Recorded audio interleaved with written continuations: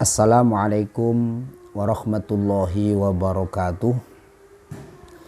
Bismillahirrahmanirrahim. Alhamdulillahirabbil alamin.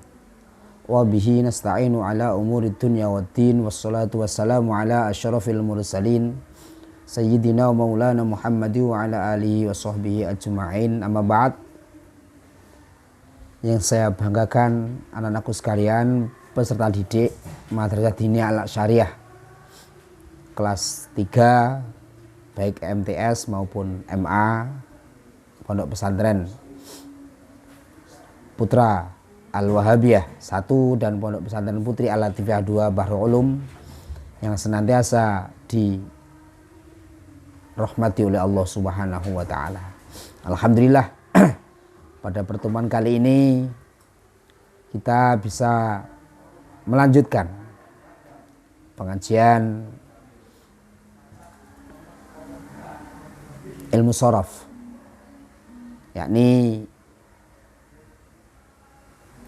sesuai dengan kurikulum yang diedarkan oleh madrasah atau yang sudah menjadi kesepakatan bersama bahwasanya untuk materi ilmu shorof ini untuk kelas 3 baik MTS maupun MA ini adalah tentang al-fi'lu al-madhi al-mabniu lil fa'il al-muttasil bidhamirir raf'i, yakni fi'il madhi mabni fa'il yang bertemu dengan dhamir mahal rafa. Anak-anakku sekalian, berbicara mengenai fi'il madhi itu hukum asal daripada fi'il madhi itu adalah mabni. Ya. Mabninya fi'il madhi itu nanti setelah ini akan saya terangkan secara perinci. Fi'il madhi mabni fa'il ialah fi'il madhi yang huruf awalnya berharokat fathah. Saya ulangi lagi, fi'il madhi mabni fa'il adalah fi'il madhi yang huruf awalnya berharokat fathah, atau huruf yang pertama kali berharokat menyandang harokat fathah, sebagaimana nasoro. Nasoro itu fi'il madhi, dia mabninya mabni fathah.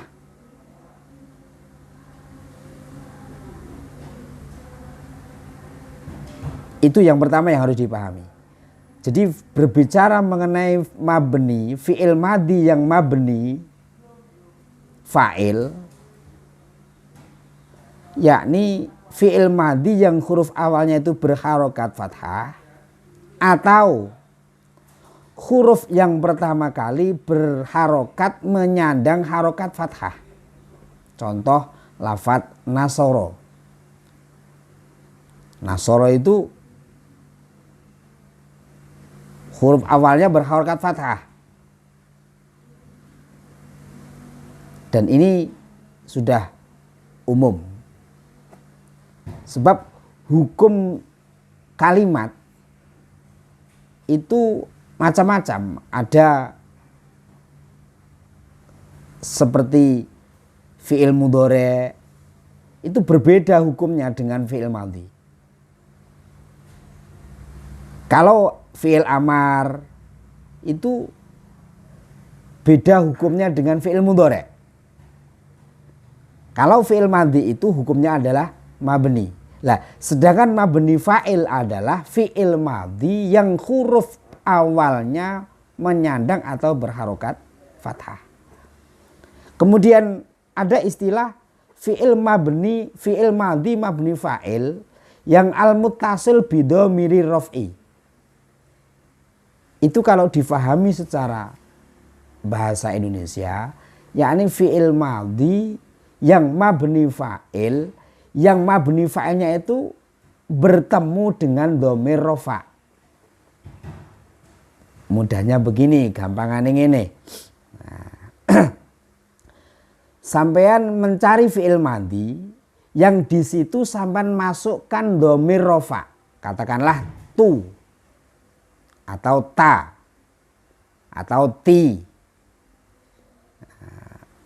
Contohnya apa? Kalau ada lafadz nasoro kemasukan domir mahal rofa berupa tu, maka dia berbunyi apa?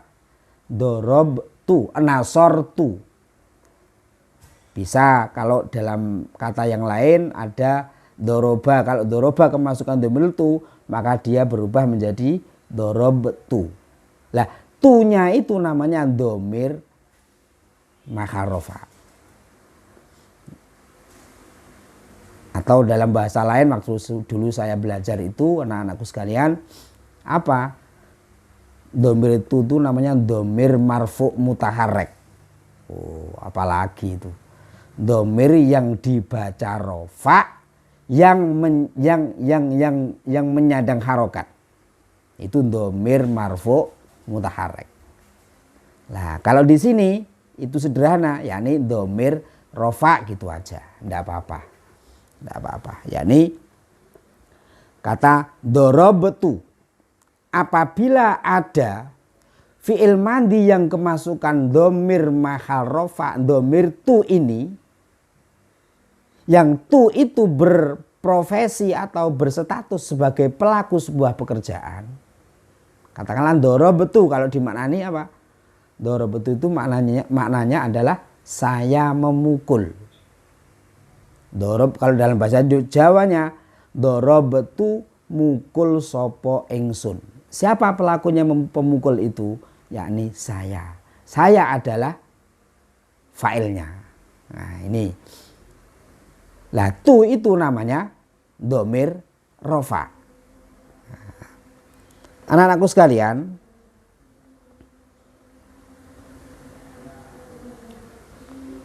berbicara mengenai fi'il madhi di dalam bab ini itu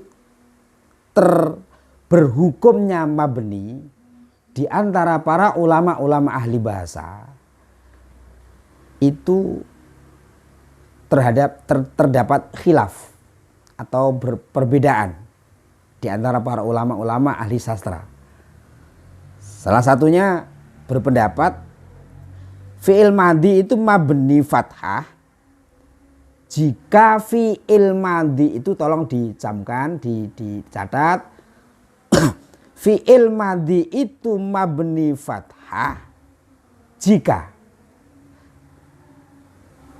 nek di bahasa Jawa no fi'il madhi iku saklawase diwaca fathah nek sepi atau sunyi dari wawu jamak dan domir mutaharik mahal rofa. Saya ulangi lagi. Menurut pendapat ulama yang pertama, fi'il madhi selamanya dibaca fathah ya jika fi'il madhi tersebut yang mabni fathah tadi itu sunyi atau sepi dari wawu jamak dan domir mutaharrik mahal rofa.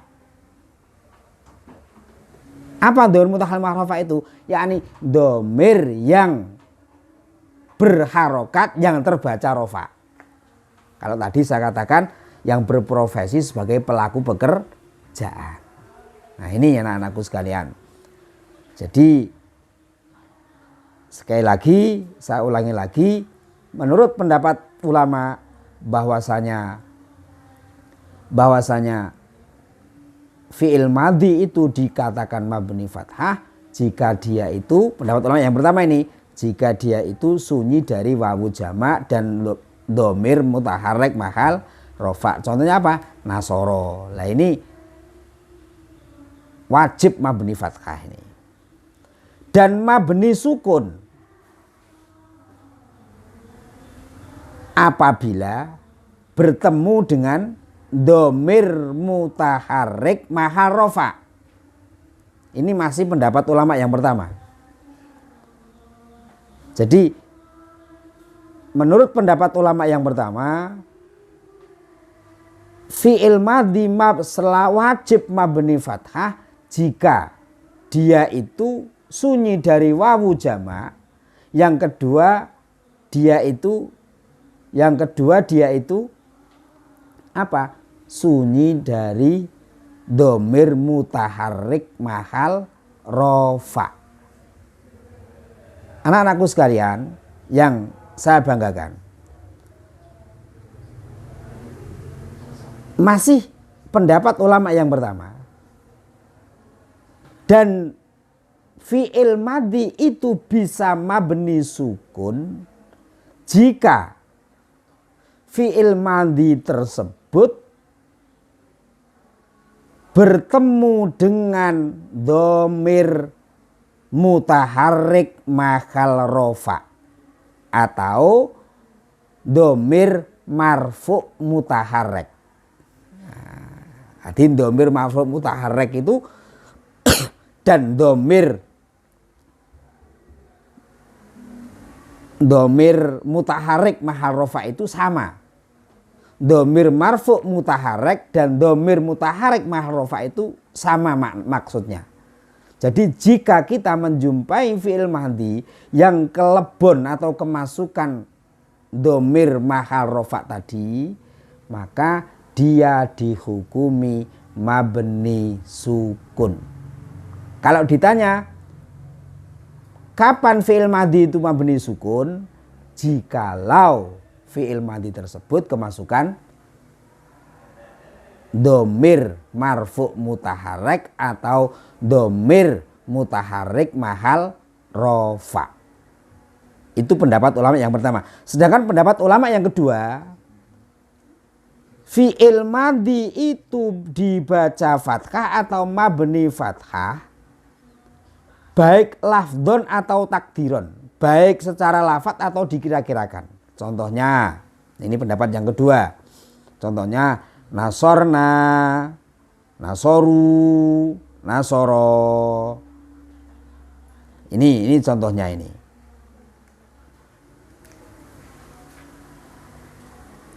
Jadi secara lafadz, menurut pendapat yang kedua, pendapat ulama ahli sastra Arab yang kedua ini, dia dibaca fathah atau mabni fathah baik secara lafadz maupun takdiron. Tidak ada pengecualian. Jadi walaupun dia nasoro kemasukan domirna, dia tetap mabni fathah. Beda dengan pendapat ulama yang kedua, ulama yang pertama tadi. Kalau pendapat ulama yang pertama, lafadz nasoro jika kemasukan domirna atau domir tu, domir ti, domir lainnya, domir tuna dan sebagainya, itu wajib disukun, mabni sukun. Tapi kalau menurut pendapat ulama yang kedua ini, ulama ahli bahasa ini, yakni tidak ada masalah, tetap dia dibaca rawat, tetap dia wajib dibaca fathah. Cuma fathah yang takdiron kalau nasorna itu. Nasoru pun begitu, dia tetap dibaca fathah tapi secara takdiron. Dia nasoro, dia dibaca fathah tapi secara takdiron. Nah, kalau yang pertama tadi itu hanya dibacanya fathah itu secara lafdon. Nah, ini bedanya.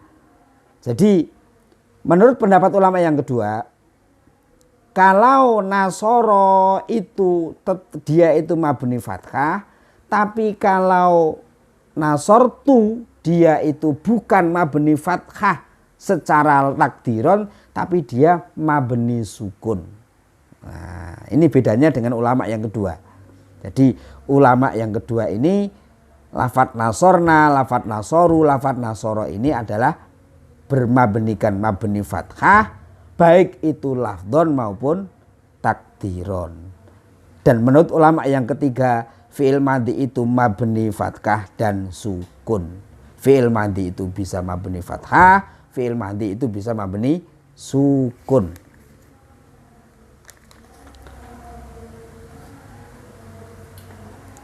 Yang terakhir anak-anakku sekalian, fi'il madhi mabni fa'il yang bertemu dhamir rofa itu bisa ditasrif menjadi 14 bentuk.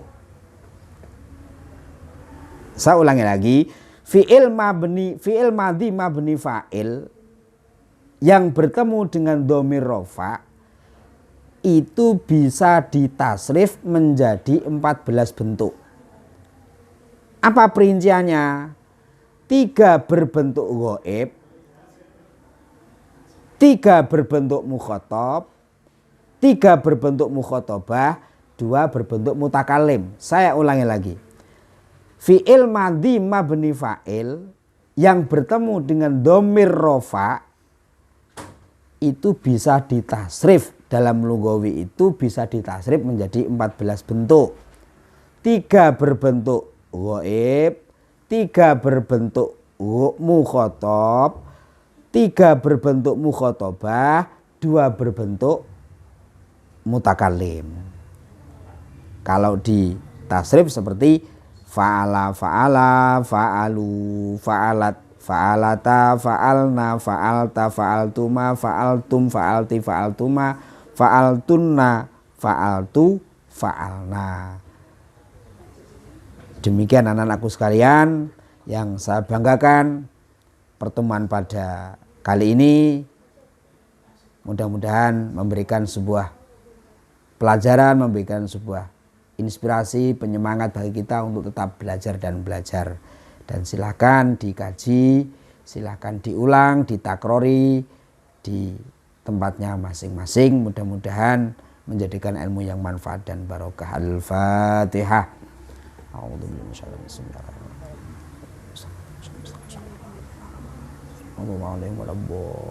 Amin. Kurang lebihnya mohon maaf. Wassalamualaikum warahmatullahi wabarakatuh.